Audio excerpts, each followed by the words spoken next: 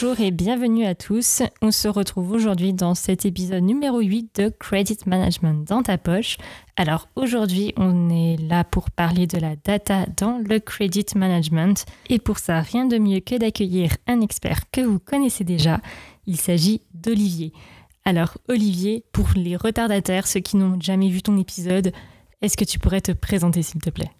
Bonjour Madi, écoute, moi c'est Olivier, je suis chef de projet chez MyDSO Manager avec pour fonction de faire la présentation de cette solution de credit management et de recouvrement SaaS, de l'implémenter chez nos clients et de former les utilisateurs à son utilisation au quotidien. D'accord, eh bien super. Et donc, comme toute solution de credit management et de recouvrement, et même comme toute solution digitale, pour fonctionner, elle va avoir besoin de données, n'est-ce pas ? Absolument, 4 grandes catégories de données. Évidemment, 2 catégories qui vont être complètement indispensables, sans lesquelles la solution serait vide. Il va nous falloir remonter le contenu des fiches clients. Et également ce qu'on appelle les PNS, les pièces non soldées, c'est-à-dire toutes les pièces ouvertes qui vont constituer les encours clients, que ce soit des factures non encore réglées ou des règlements non affectés, possiblement également ce qu'on appelle des OD, et puis les avoirs qui ne seraient pas qui auraient été accordés aux clients et qu'on n'aurait pas encore affectés aux factures. On va pouvoir aussi, suivant le besoin du client et le volume de données à traiter dans ce domaine, intégrer les contacts clients. C'est quand même très important dans la gestion du poste client, notamment sur les actions de recouvrement, d'avoir la bonne personne à contacter chez le client en fonction des problématiques, problématiques de validation des factures, problématiques de mise en paiement des factures, problématiques, de changement de RIB, problématiques de résolution de litige. On va avoir besoin de contacts différents à chaque fois qu'on aborde des questions différentes chez un même client. Et donc, en fonction de la volumétrie des clients, de la complexité des relances à effectuer, les utilisateurs des solutions digitales vont vouloir remonter aussi cette catégorie de données.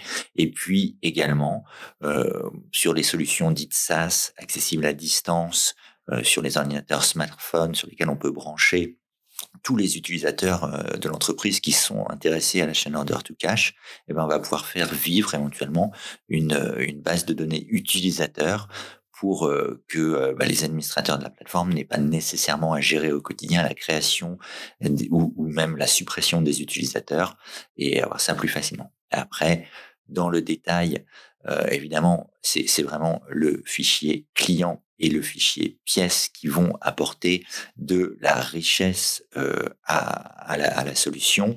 Et en dehors, évidemment, d'un poste client à l'autre, évidemment, on va avoir les mêmes données. Une facture, c'est toujours un numéro de facture, une date d'émission, une date d'échéance. Mais en fonction de la typologie de business, on va vouloir remonter le numéro de commande, un numéro spécifique. Je ne sais pas, vous faites de la location automobile, vous allez avoir envie de connaître le nom du conducteur qui est facturé sur cette facture, l'immatriculation du véhicule qu'il a loué et la raison pour laquelle il l'a loué.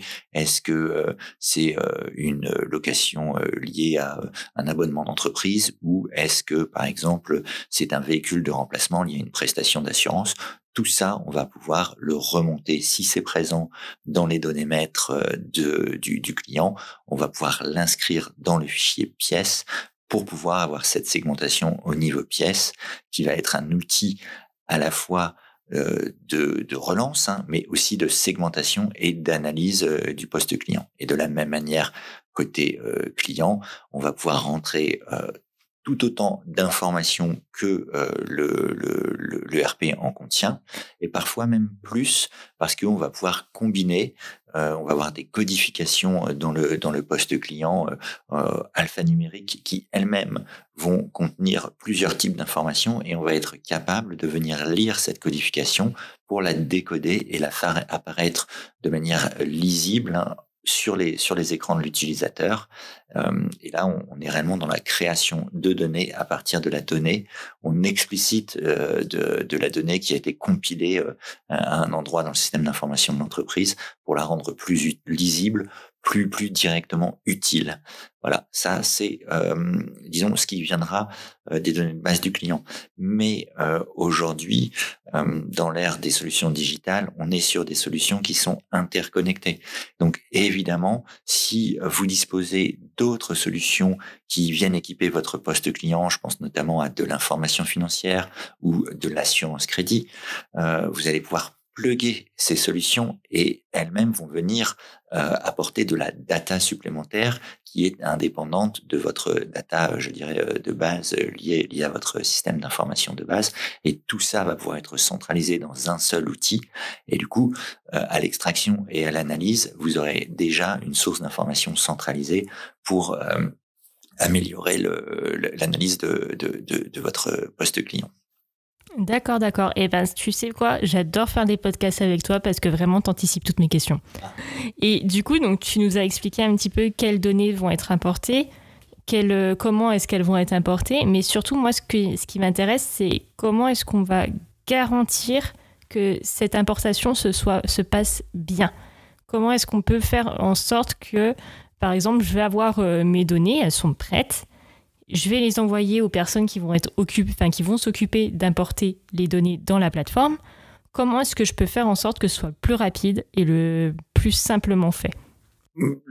La technique, elle est simple et c'est un principe itératif. Il va s'agir d'échanger entre les personnes dans l'organisation cliente de la solution digitale de credit management et de recouvrement et les personnes qui occupent ma fonction, en l'occurrence dans ces entreprises. Hein. Mais ça résulte d'un échange. On envoie des fichiers tests au chef de projet qui va donc intégrer ces données dans la solution et commenter le résultat de l'intégration. Le but premier est que la solution transcrive les fichiers d'importation de manière fidèle.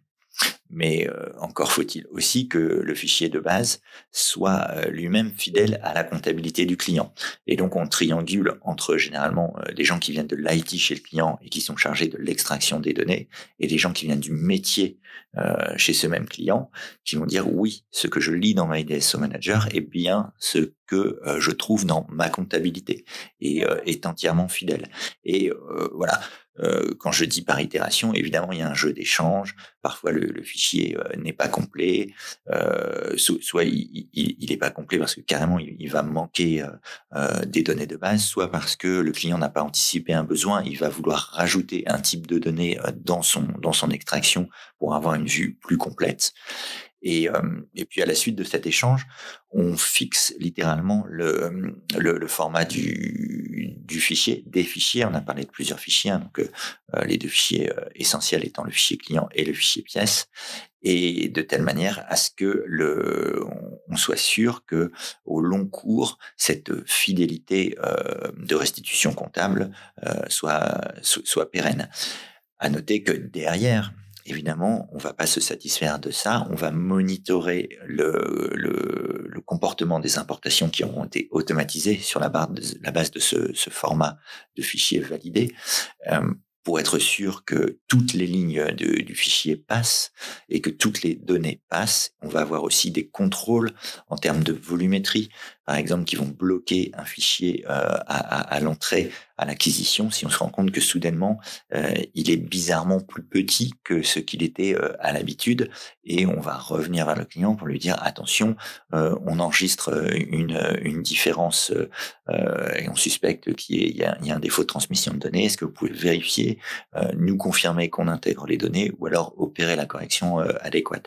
Et de la sorte, on assure la continuité de la restitution fidèle des données du client dans la solution digitale de recouvrement. Ok, donc effectivement, et aussi on essaye d'éviter d'envoyer des fichiers remplis d'erreurs. Complètement, tu as raison, mais c'est vraiment je dirais le tout début de l'histoire, et on peut pas se passer de cette exactitude.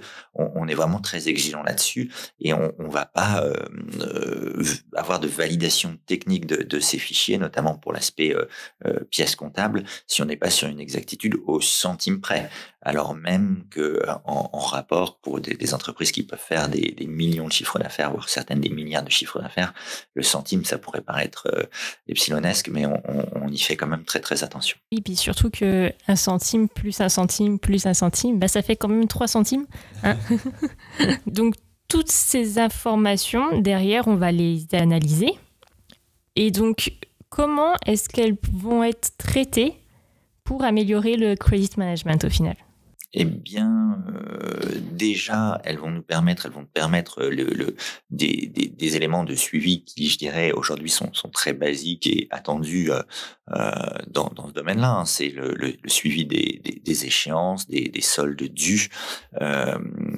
Ça va te permettre de gérer tes délais de paiement, éviter les retards en numérisant tous ces aspects-là et avoir surtout un retour sur information en temps réel.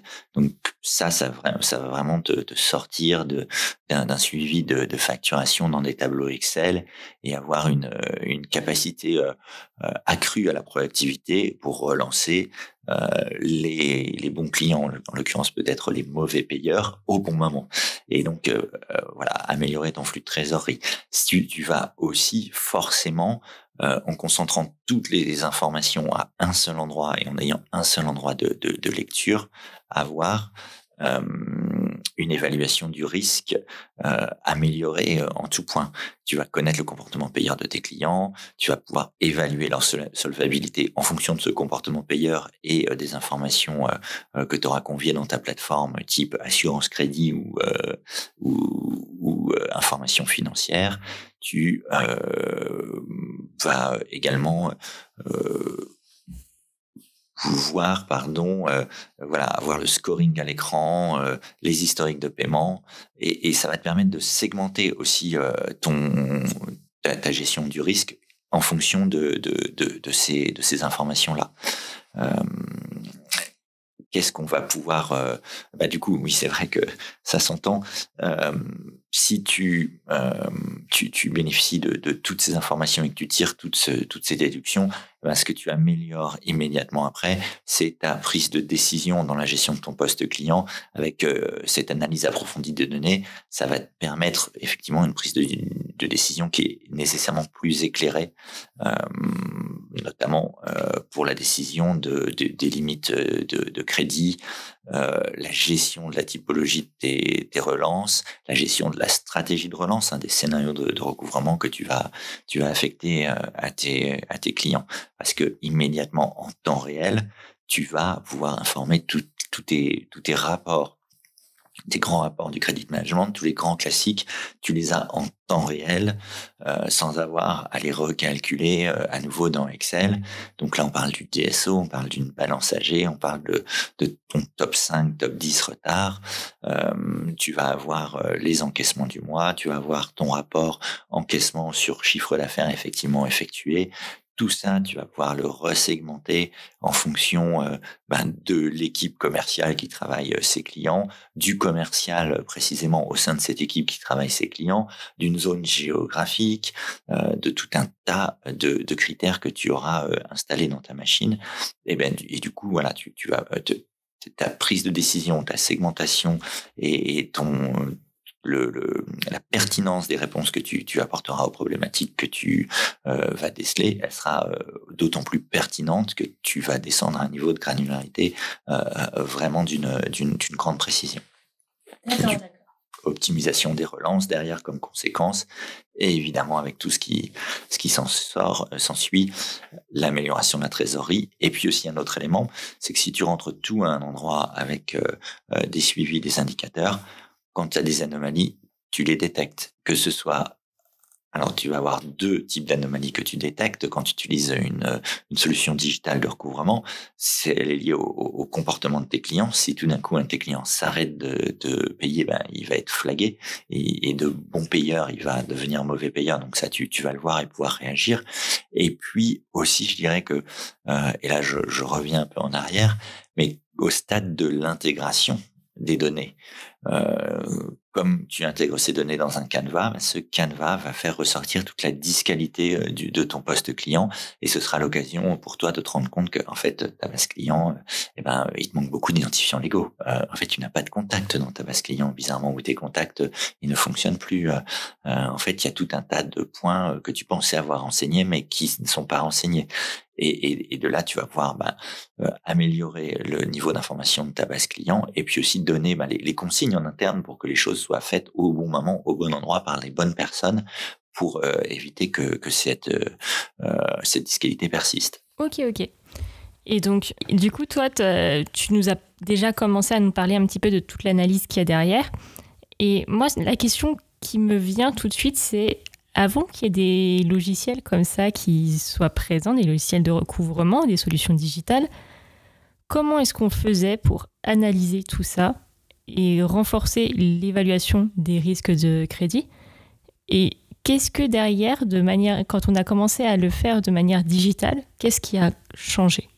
Comment on le faisait? Eh bien, moi, alors, je sais pas quel âge j'ai pour toi, mais il y avait déjà Excel quand j'ai intégré le monde du travail. Ah bon, c'était pas les petits stylos et le papier. Ah mince. Donc, on faisait effectivement beaucoup d'extraction des logiciels métiers, et on venait intégrer ces extractions dans des matrices Excel pour en ressortir du reporting qu'on communiquait à ses équipes selon la qualité la typologie de reporting, sur des bases. Ça pouvait être plusieurs fois par jour pour certaines extractions. Ça pouvait être hebdomadaire, mensuel, voire certaines annuelles. On interrogeait des systèmes comme en credit management, par exemple, celui qui avait accès au compte bancaire allait envoyer plusieurs fois par jour ce qu'on appelle le flux précomptable, c'est-à-dire ce qui va arriver en compte mais qui n'est pas encore effectivement crédité. Comme ça permet d'anticiper un peu quelques règlements que l'on attendait, et puis peut-être d'éviter quelques relances. Mais en gros, voilà, ça passait par une extraction brute qui devait repasser à la moulinette d'un traitement Access, d'un traitement Excel, alors parfois un petit peu relooké avec une interface, un masque d'interface, mais jamais quelque chose de beaucoup plus performant que ça, avec tout le défaut que ça pouvait avoir de devoir être communiqué de manière nommée, ou alors d'attendre que les gens soient proactifs pour aller le rechercher dans un espace partagé, et puis de devoir être effectué manuellement par quelqu'un à chaque fois. Et donc du coup, quand les logiciels sont arrivés, c'était un peu la révolution, quoi. Tu gagnais énormément de temps, et puis surtout, je suppose que tu pouvais presque voir dans le futur avec ce qui s'appelle l'analyse prédictive. Alors, l'analyse prédictive t'offre effectivement une vision sur certains points, notamment sur les encaissements, qui peut être très utile et qui est un plus certain. Je pense que l'avantage, c'est d'avoir centralisé les outils, centralisé les informations. C'est vraiment ça qui va faire gagner du temps. C'est l'idée d'avoir un seul outil. Quand on fait du recouvrement, on va être attaché au travail de suivi, puisqu'il faut savoir, pour prévoir la prochaine action, il faut vraiment prendre en compte ce qui a été fait dans le passé, et le fait d'avoir un outil où on peut justement venir compiler ses commentaires, ses statuts, on va gagner du temps. Ça permet aussi d'uniformiser, puisque tout le monde utilise le même outil, avec à l'intérieur de ces outils la même codification. Le travail de chacun est lisible suivant une grille d'analyse qui est la même, comparé au passé où, par exemple, je ne sais pas, rien que le concept de promesse de règlement, peut-être que toi tu aurais écrit PR, alors que moi j'aurais écrit promesse, et qu'un autre collègue aurait mis règlement à venir, et au final, si tu remets tout ça dans un fichier Excel, t'as pas quelque chose de propre que tu peux traiter selon une logique unique. Maintenant, avec la solution digitale, tout ça tu l'as en temps réel. À chaque fois qu'un acteur qualifie une pièce, ça te permet de le lire sur un graphique camembert, d'avoir vraiment la photographie en temps réel de l'état de ton poste client à tout niveau. Ça permet aussi, je pense, d'encourager les populations de l'entreprise qui sont pas forcément les plus intéressées à ces problématiques à venir se connecter et donner la main sur ce domaine de la vie de l'entreprise. Je pense possiblement à nos amis commerciaux qui parfois, et on le comprend, préfèrent aller signer un nouveau contrat que participer à l'encaissement d'un business qu'ils ont déjà signé il y a quelques mois. Donc ça, c'est le gros changement, je pense. Puis surtout, c'est vrai que c'est tout de suite beaucoup plus attrayant d'aller voir des graphiques qui sont bien pensés, qui sont en temps réel, plutôt que de se plonger dans 40 fichiers Excel différents pour identifier un problème, pour pouvoir suivre l'évolution d'un client, etc. Tu fais bien de le dire, l'aspect esthétique a son importance. Et j'avais notamment l'autre jour le témoignage d'une cliente qui nous disait avoir fait une présentation et son chef comptable lui disait « Mais tu peux me donner des accès, c'est super parce que je vois à l'écran, j'ai envie de profiter de ces graphiques. » Donc rien que l'aspect esthétique compte en fait. C'est vrai que notamment sur les fonctions de management, de direction, c'est beaucoup de communication. Et avoir un joli support de communication, en plus qui soit juste, en temps réel, qu'on n'ait pas toute la charge mentale de devoir le préparer. On peut venir à sa réunion et juste se connecter et afficher le bon graphique. Il pourra pas être plus à jour que ce qu'il n'est à jour. Il se mettra peut-être même à jour pendant la durée de la réunion. On peut pas vraiment faire mieux. C'est vraiment super. Donc sachez-le, si vous avez oublié de payer une facture, on vous a vu pendant la réunion avec les dirigeants. Voilà. Eh ben écoute, moi j'ai plus de questions pour toi parce que tu as répondu vraiment à toutes les questions que je pouvais avoir. Ce sera un plaisir de te retrouver pour un futur épisode. On va se dire au revoir. Au revoir. Voilà. On se retrouve le mois prochain pour un nouvel épisode de Credit Management dans ta poche. À bientôt.